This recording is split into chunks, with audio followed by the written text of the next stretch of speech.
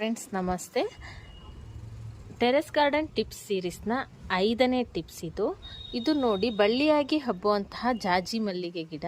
ಇದನ್ನು ನಾನು ಹೇಗೆ ಗಿಡದ ರೀತಿಯಲ್ಲೇ ಇಟ್ಕೊಂಡಿದ್ದೀನಿ ಅಂತ ಹೇಳಿ, ಹೀಗೆ ಗಿಡದ ರೀತಿಯಲ್ಲೇ ಇದು ಬೆಳಿಬೇಕು ಅಂತ ಅಂದರೆ ಈ ರೀತಿಯಾಗಿ ಪ್ರೂನ್ ಮಾಡ್ತಾ ಇರಬೇಕು. ಕುಡಿ ಬಂದಾಗೂ ನೋಡಿ, ಇದು ಒಂದು ಸರ್ತಿ ಹೂ ಬಿಟ್ಟಾದಮೇಲೆ ನಾನು ಪ್ರೂನ್ ಮಾಡಿದ್ದೀನಿ.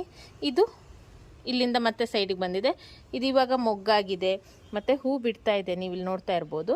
ಹೀಗೆ ಹೂ ಬಿಟ್ಟಿದ್ದಾದಮೇಲೆ ಇದನ್ನು ನಾವು ಹೂವೆಲ್ಲ ಕುಯ್ಕೊಂಡಿದ್ದು ಆದಮೇಲೆ, ಪೂರ್ತಿ ಹೂ ಆದಮೇಲೆ ಮತ್ತೆ ಇದನ್ನು ಪ್ರೂನ್ ಮಾಡಬೇಕು. ಹೀಗೆ ಮಾಡೋದ್ರಿಂದ ಇದನ್ನು ನಮಗೆ ಬಳ್ಳಿಯಾಗಿ ಹಬ್ಬಿಸ್ಕೊಳ್ಳೋಕೆ ಇಷ್ಟ ಇಲ್ಲ ಅಂತಂದರೆ ಈ ರೀತಿಯಾಗಿ ಬುಷಿಯಾಗಿ ಗಿಡದ ರೂಪದಲ್ಲೇ ಬೆಳೆಸ್ಕೊಳ್ಬಹುದು.